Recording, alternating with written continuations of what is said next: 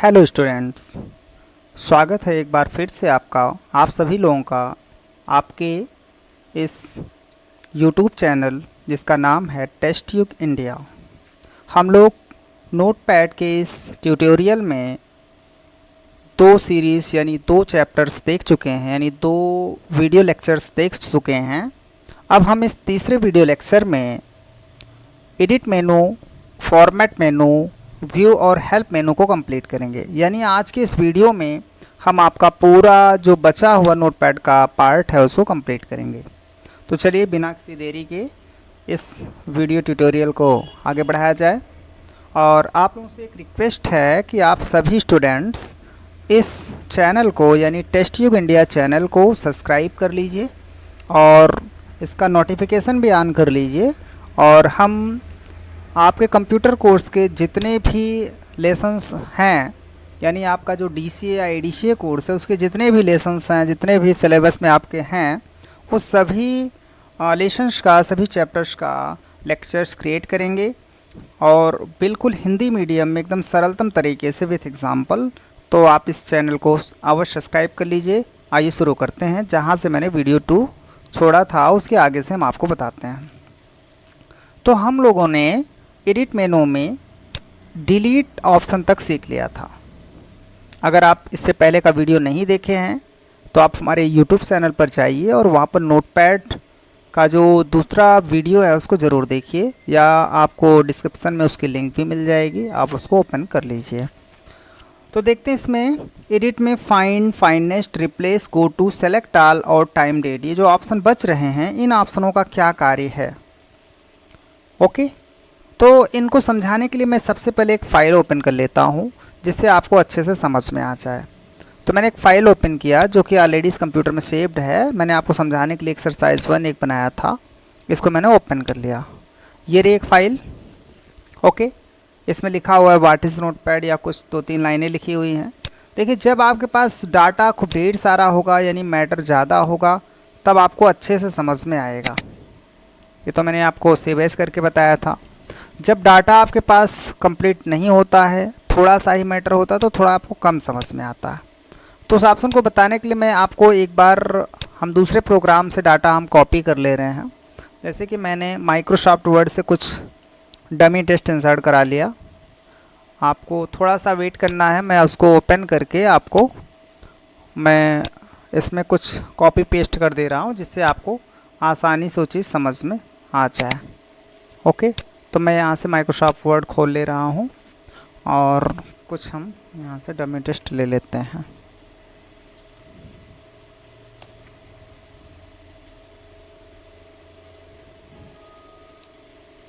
देखिए, मैंने एक नई फाइल बनाया। अभी इसको मैं सेव भी नहीं किया है, ये मैंने इसमें पेस्ट कर दिया। ध्यान दीजिए, एडिट मेनू में अब हम जो ऑप्शंस हैं उनको सीखेंगे आगे। आप देख लीजिए, हमारे पास एक फ़ाइल है, ठीक है। इसमें इतना सारा डमी टेक्स्ट मैंने ऐड कर लिया है। मान लो आप कोई फ़ाइल टाइप कर रहे थे और आपने यहाँ से लेकर के नीचे तक आपने फ़ाइल को टाइप कर लिया है। अब इसमें आपको रिक्वायर हो गई किसी चीज़ को फाइंड करने की। फाइंड मीन्स होता है ढूंढना या पाना भी आप कह सकते हैं। अगर आप इस पूरे मैटर में जो आपने मैटर टाइप किया है इसमें कुछ ढूंढना चाहते हैं, कुछ पाना चाहते हैं कि मैंने इसको कहाँ लिख दिया है, या आपने कोई लिस्ट लोड किया ऐसे नोटपैड वगैरह, इंटरनेट वगैरह से, और आपको कुछ सूची में कोई चीज़ ढूंढनी हुई कि ये चीज़ कहाँ पर है, तो आप फाइंड ऑप्शन यूज कर सकते हैं। तो आपने फाइंड पे क्लिक किया, आपके सामने एक फाइंड का डायलॉग बॉक्स आ जाता है जिसमें दिया जाता है फाइंड व्हाट, क्या ढूंढना है। तो आप यहाँ पर वो टेक्स्ट लिखते हैं जिनको आपको ढूंढना होता है। मान लो मुझे इसमें ढूंढना है कहाँ, मैंने इसमें टैब लिखा हुआ है, या इस पूरे जो डॉक्यूमेंट जो हमने टाइप किया इसमें टैब कहाँ टाइप किया गया है, तो मैंने यहाँ पर टैब लिख दिया। और यहाँ पर आपको ध्यान देना होता है डायरेक्शन। डायरेक्शन में 2 दिशाएं हैं, यानी डाउन और अप। अप अगर सेलेक्टेड है तो इस पर ध्यान दीजिएगा। अगर कर्सर आपका यहाँ पर है और आप यहाँ से फाइंडेस्ट करते हैं तो कर्सर यहाँ अगर है तो ये इसी पॉइंट के केवल ऊपर की साइड जो डाटा आपका बच रहा है ये ऊपर ही सर्च करेगा, और नीचे जो छूट रहा है यहाँ पर वो सर्च नहीं करेगा। यानी जहाँ कर्सर रहेगा उसी पॉइंट के ऊपर की साइड में केवल सर्च करेगा। तो हम डायरेक्शन को अगर डाउन लगा दे रहे हैं तो केवल वो उसके नीचे ही सर्च करेगा, उसके ऊपर जो छूट रहा है वहाँ पर सर्च नहीं करेगा।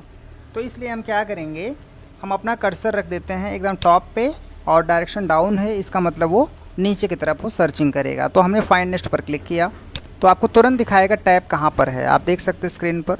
अगर आप फाइंड नेक्स्ट पर अगेन क्लिक करेंगे तो दिखाता रहेगा टाइप कहाँ पर है, लेकिन वो टैब ही नहीं दिखा रहा है बल्कि टेबल्स में भी आपको दिखा दे रहा है। आप ध्यान दीजिएगा, जैसे टेबल्स देख रहे हैं यहाँ पर, टेबल्स में भी आपका TAB टैब है, ठीक है। लेकिन अगर आप चाहते हैं कि हम जैसे टैब में कैपिटल T लिखे हैं ना, और वो स्मॉल t वाले को भी सर्च कर रहा है टैब, तो आप यहाँ पर मैच केस एक्टिव कर सकते हैं। तो केवल वो कैपिटल टैब को ही सर्च करेगा, देख रहे हैं।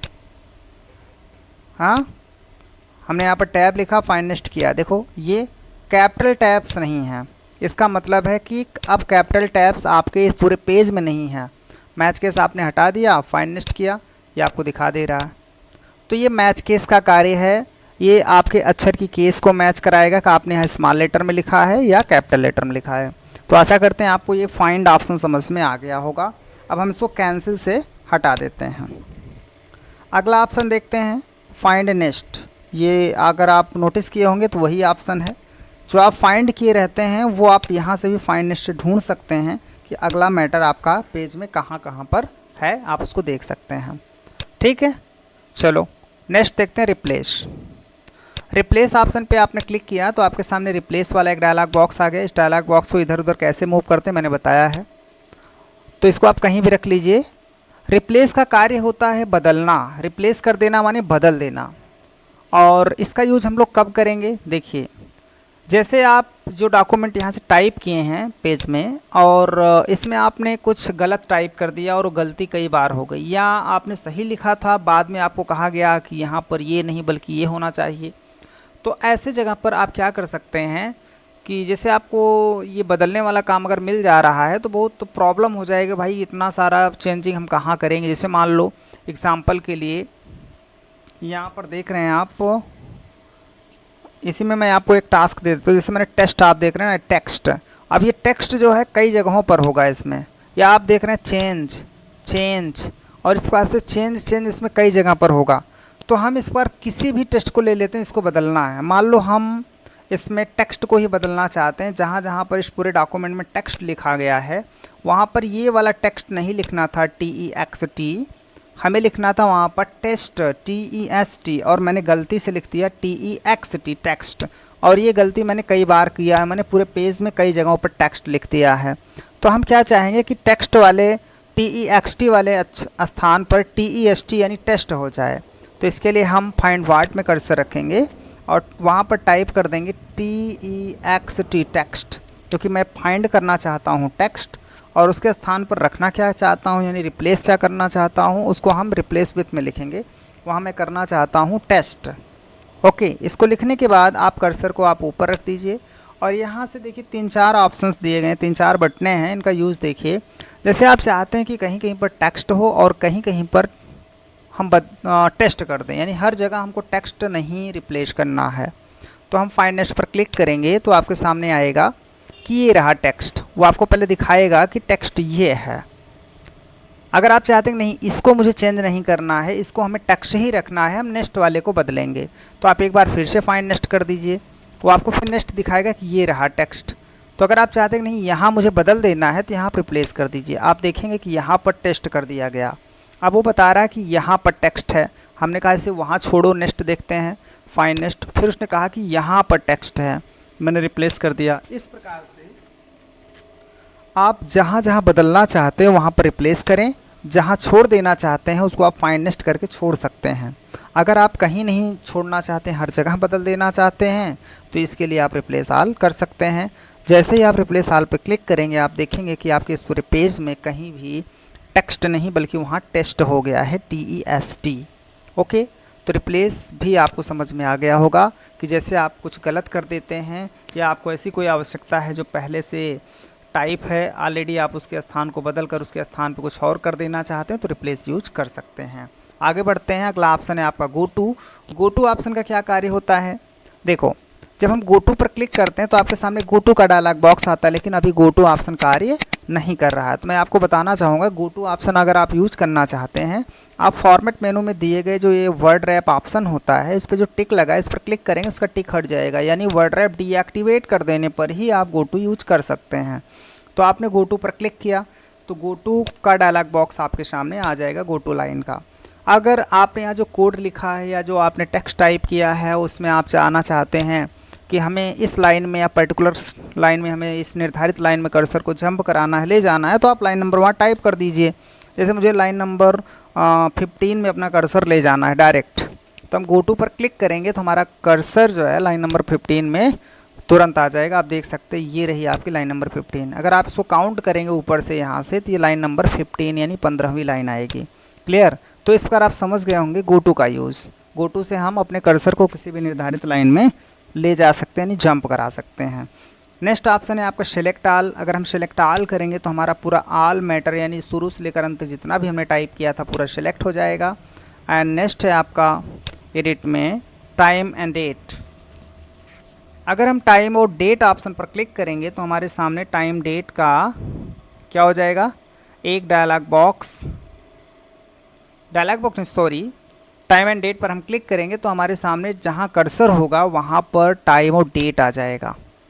ठीक है, यानी आपके कंप्यूटर में जैसे इस समय इस कंप्यूटर में 12:28 दिखा रहा है AM और 8/2/2022, इसका मतलब 8वां महीना यानी अगस्त 2 2022। लेकिन यहाँ पर जो टाइम दे रहा है रात्रि के 12 बजे का दे रहा है, 12:28 का दे रहा है। अगर आपके सिस्टम में लैपटॉप में सही टाइम सेट रहेगा तो आपका जहाँ कर्सर रहेगा वहाँ पर वर्तमान का डेट एंड टाइम आ जाएगा। जैसे आप ये दिखाना चाहते थे कि डॉक्यूमेंट कब क्रिएट किया गया, वहाँ डेट और टाइम डाल दिया जाए, करंट टाइम, तो वहाँ आप इसका यूज कर सकते हैं। तो जहाँ कर्सर रहेगा, अगर कर्सर यहाँ है बीच में तो वहाँ पर आ जाएगा डेट एंड टाइम। ओके, इस पास से एडिट मेनू कंप्लीट होता है। आगे बढ़ते हैं फॉर्मेट मेनू। देखिए फॉर्मेट मेनू में दो ऑप्शन दिए गए हैं, वर्ड रैप एंड फॉन्ट। तो वर्ड रैप पे हम क्लिक करते हैं तो इसका टिक लग जाता है इसके सामने, यानी वर्ड रैप एक्टिवेट हो गया। और इसको जब हम क्लिक करते हैं तो ये वर्ड रैप डीएक्टिवेट हो जाता है। तो एक्टिवेट और डीएक्टिवेट होने से फ़र्क क्या पड़ता है इसको आप समझते हैं, मतलब समझिए। वर्ड मीन्स होता है शब्द और रैप मीन्स होता है लपेटना, यानी शब्दों को लपेटना। अगर ये प्रक्रिया चालू है यानी एक्टिव है तो जब हम कुछ भी टाइप करते हैं, जैसे आप ध्यान दीजिएगा मैं यहाँ कुछ भी XYZ ऐसे टाइप कर रहा हूँ, जब एक लाइन कंप्लीट हो जाएगी, जैसे हम कोई वर्ड यहाँ पर लिख रहे हैं देखिए, तो वहाँ पर अगर वो फिट नहीं हो रहा था तो उसने लपेट कर यूनिट को नीचे दे दिया, देखिए। ठीक है, माने वो अंदर नहीं, स्क्रीन के अंदर नहीं जाने देगा टेक्स्ट को, उस टेक्स्ट को लपेट कर आपको स्क्रीन के सामने दे देगा। ओके, लेकिन अगर आप यही देखिए हम फॉर्मेट में इसको डीएक्टिवेट कर देते हैं तो वो देखिए हम कहाँ लिख रहे हैं तो आपको कुछ पता नहीं, वो अंदर चला गया है। या अगर आप इस लाइन में नीचे लिखिए, ये देखिए हम लिखते हुए चले जा रहे हैं, बाईं तरफ से तो आपको दिख रहा है पूरा स्टार्टिंग, लेकिन राइट में भी आपको दिख नहीं रहा कि राइट में कहाँ पर जाएगा, कहाँ कितने दूर तक है वो, क्योंकि जो ऑलरेडी लाइनें लिखी गई हैं वो सब जो लपेट कर दिखाई जा रही तो सब फैला दी गई हैं आगे तक। इसलिए आप ऐसे लिखते रहेंगे, बाईं तरफ से पेज निकलता रहेगा और ये लपेट कर आपके सामने नहीं देगा। आप इसे टाइप करते रहें, देख लीजिए अब आपको समझ में आ रहा है। हम कुछ भी ऐसे टाइप करते जा रहे हैं, एक लाइन में टाइप होता चला जा रहा है और ये सब मैटर बाईं तरफ स्क्रीन के अंदर चला जा रहा है। अगर आप इंटर प्रेस करते हैं पैराग्राफ चेंज, आप बाईं तरफ आ जाएंगे, लेकिन दाईं तरफ का छोर आपको दिखाई नहीं देगा। यानी आप जो कुछ भी टाइप कर रहे हैं, अगर आप चाहते हैं कि वो लपेट कर स्क्रीन पर दिखाया जाए तो आप फॉर्मेट में जाकर वर्ड रैप एक्टिवेट कर देंगे तो टेक्स्ट को स्क्रीन पर लपेट कर दिखाएगा कि आपने कहाँ तक टाइप किया, क्या टाइप कर रहे हैं, वो आपको सामने ही दिखता रहेगा।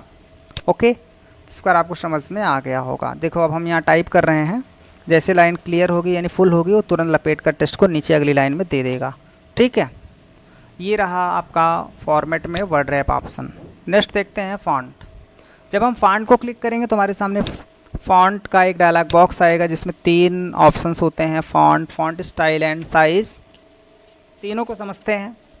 सबसे पहले आप जानिए कि फ़ॉन्ट क्या होता है। देखिए फ़ॉन्ट जो होता है, फ़ॉन्ट मीन्स आप कह सकते हैं कि एक ढंग से अक्षर।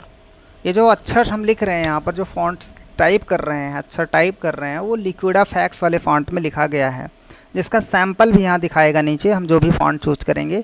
अगर हम लिक्विडा हैंड राइटिंग वाला फ़ॉन्ट यूज करते हैं तो हैंड राइटिंग वाले लुक में ऐसे टाइप होगा। आपको एक इसका सैम्पल दिखा रहे हैं यहाँ पर। अगर आप एक बार ओके करके देखें तो आपका पूरा टेक्स्ट उसी हैंड राइटिंग वाले फ़ॉन्ट में चेंज हो जाता है। तो आपको जो भी फ़ॉन्ट चाहिए आप यहाँ से फ़ॉन्ट बदल सकते हैं। आपको फ़ॉन्ट समझ में आया होगा। आप बहुत सारे फ़ॉन्ट होते हैं, आप इसको ऐसे स्क्रॉल करके कोई भी एक फ़ॉन्ट अपनी ज़रूरत के हिसाब से चूज़ कर सकते हैं। और हर फ़ॉन्ट के पास अपनी एक स्टाइल होती है। जैसे मैंने एलिफ फ़ॉन्ट चूज़ किया, सिंपल सा ऐसे दिखाएगा रेगुलर। अगर बोल्ड करते हैं थोड़ा सा गहरा और चटक रहेगा।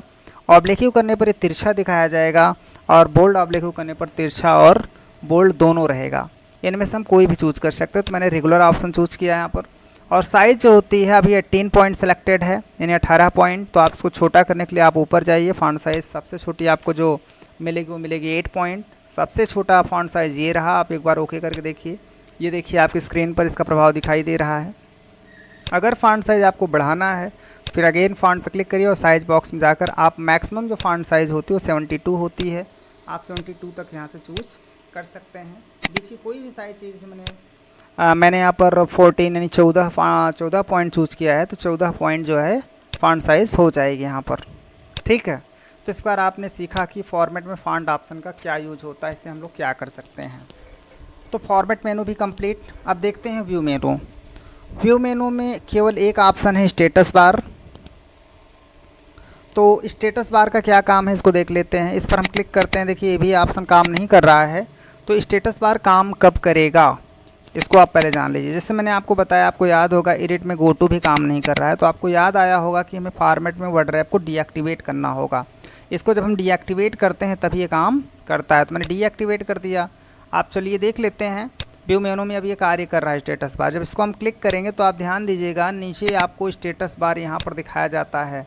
ये देख लीजिए, ये जो आपका ये स्क्रॉल बार है, हॉरिजॉन्टल स्क्रॉल बार, उसके ठीक नीचे एक बार दिख रहा है जिस पर LN और COL लिखा हुआ है। यह एक बार है और इसी को कहा जाता है स्टेटस बार। ये हमें क्या दिखा रहा है मैं अभी बताता हूँ, एक बार फिर से देख लीजिए। व्यू में जाएंगे, अगर स्टेटस बार को डीएक्टिवेट कर देंगे यानी हाइड कर देंगे तो यहाँ से वो छुप जाएगा। दोबारा व्यू में जाकर स्टेटस बार को फिर से शो करा सकते हैं। तो व्यू में स्टेटस बार जो दिया गया ऑप्शन, उसका यही कार्य है कि आप स्टेटस बार को शो एक बार क्लिक करके हाइड कर सकते हैं। और अगर ये शो होता है तो ये सबसे नीचे टेस्ट एरिया जो होती है उसके नीचे एकदम नीचे दिखाया जाता है बार। और ये हमको लाइन नंबर और कॉलम नंबर की स्टेटस दिखाता है कि हमारा कर्सर वर्तमान में किस लाइन में है, हम किस लाइन में कोड लिख रहे हैं या किस लाइन में हम अपना टेस्ट टाइप कर रहे हैं। तो इसमें बता रहा है कि लाइन नंबर आप 24 यानी 24वीं लाइन में है। अपने इंटर प्रेस किया, आप 25वीं लाइन में आ चुके हैं। लेकिन जो कॉलम नंबर है वो आपको दिखाएगा कि आप अपने 25वीं लाइन के कितने कॉलम पर हैं, यानी किस स्पेस पर आप कार्य कर रहे हैं। जैसे आपने यहाँ पर लिखा ओपन, तो आप ओपन में 4 कैरेक्टर यानी 4 अक्षर लिखे हैं, तो 5वां कॉलम नंबर बता रहा है। तो यानी 4 वहाँ यूज कर चुके हैं, जहाँ पर कर्सर ब्लिंक कर रहा है वो 5वां स्पेस है यानी 5वां कॉलम है। तो आप ये सारी चीज़ें देख सकते हैं। आप स्पेस करें तो वहाँ कॉलम संख्या बढ़ रही है। ओके, तो स्टेटस बार आपको यही बताएगा कि वर्तमान में आपका कर्सर जहाँ है पेज में या टेक्स्ट एरिया में वो किस लाइन और किस कॉलम पर है। क्लियर? तो इसको अगर आप छुपाना चाहते तो आप यहाँ से छुपा सकते हैं, फिर दिखा सकते हैं स्टेटस बार को। लेकिन अगर वर्ड रैप एक्टिवेट है तो आप स्टेटस बार का यूज नहीं कर सकते हैं। तो चलिए आगे बढ़ते हैं और लास्ट मेनू देखते हैं, हेल्प। हेल्प आपको नाम से ही स्पष्ट है, हेल्प लेने यानी सहायता लेने के लिए दिया जाता है। ओके, तो इसमें पहला ऑप्शन आपका है व्यू हेल्प। इससे हम लोग क्या करते हैं, जब हम इस पर क्लिक करेंगे तो हमारे सामने हेल्प विंडो आ जाएगी, यानी विंडोज़ हेल्प एंड सपोर्ट। आप इस विंडो को मैक्सिमाइज़ भी कर सकते हैं यहाँ से। आप इस विंडो में नोटपैड के किसी टॉपिक पर हेल्प ले सकते हैं, यानी सहायता ले सकते हैं। जैसे आपको कुछ टॉपिक्स दिए गए हैं, व्हाट इज़ नोटपैड, नोटपैड क्या है, तो आप इस पर क्लिक करके इसका हेल्प ले सकते हैं। नोटपैड क्या है इसको आप पढ़ सकते हैं, जो कि इंग्लिश में दिया जाता है। तो यहाँ पर लिखा है Notepad is a basic text program and it's most commonly used to view or text files. आप इसको पढ़ करके समझ सकते हैं। अगर दोबारा क्लिक करते हैं तो इसका जो हेल्प आता है वो हट जाता है नीचे से। आपको जानकारी लेना है कि हम लोग कैसे कट कॉपी पेस्ट और डिलीट करते हैं, तो आप इस पर क्लिक करिए। नीचे आपको पूरा एग्जांपल दिया गया है कि आप कैसे कर सकते हैं, कि किस स्टेप पढ़ करके आप हेल्प ले सकते हैं। तो इसका मूल मकसद होता है आपको हेल्प प्रोवाइड करना, जो मेनूज और ऑप्शंस दिए गए हैं तो आप यहाँ से हेल्प ले सकते हैं। तो मैंने इसको क्लोज कर दिया। तो हेल्प में जो व्यू हेल्प ऑप्शन है इसका प्रयोग आपको समझ में आ गया होगा, नोटपैड में हेल्प लेने के लिए किया जाता है। और लास्ट ऑप्शन दिया गया है अबाउट नोटपैड, जहाँ से हम नोटपैड सॉफ्टवेयर के बारे में अबाउट जान सकते हैं, इनके बारे में जान सकते हैं कि हम जो सॉफ्टवेयर यूज कर रहे हैं वो किस वर्जन का है, कौन सा सर्विस पैक और कौन सी विंडो हमारे कंप्यूटर पर चल रही है। ठीक है, सॉफ्टवेयर का लाइसेंस, कॉपीराइट, सारी चीज़ें हम यहाँ से चेक कर सकते हैं। ठीक है, और इसका कोई हमारे कार्य में कोई इसका यूज़ नहीं है। तो मैंने इसको ओके करके हटा दिया। तो आपको इस प्रकार से नोटपैड प्रोग्राम का पूरा ट्यूटोरियल समझ में आ गया होगा। तो आप हमारे इस 3 वीडियो के माध्यम से नोटपैड पार्ट 1, पार्ट 2 और पार्ट 3 के माध्यम से कंप्लीट नोटपैड को सीख सकते हैं। आप तीनों वीडियोस को बारी बारी से देखिए। आपका कोई भी डाउट हो तो आप हमें कमेंट में लिखिए। ठीक है, आप हमारे कमेंट में आकर के आप हमसे सारी चीज़ें पूछ सकते हैं कि आपको क्या नहीं समझ में आया, वो हम आपको फिर से क्लियर करने का, फिर से वीडियो लॉन्च करने का प्रयास करूँगा। और इसी प्रकार से कंप्यूटर कोर्स के समस्त चैप्टर्स का वीडियो देखने के लिए हमारे चैनल को आप सब्सक्राइब कर लीजिए। और अपने दोस्तों के साथ जो अदर आपके फ्रेंड्स हैं, अगर वो भी कंप्यूटर कोर्स कर रहे हैं या करना चाहते हैं या उनको आप बताना चाहते हैं, उनके पास सिस्टम्स है, अगर वो सेल्फ से वीडियो देखकर हेल्प से अपने द्वारा भी कुछ पढ़ना चाहते हैं तो आप उनको ये वीडियो शेयर कर सकते हैं ताकि उनको भी हेल्प हो सकती है। ठीक है, तो अब मिलते हैं अगले वीडियो में। तब तक के लिए जय हिंद, बाय बाय।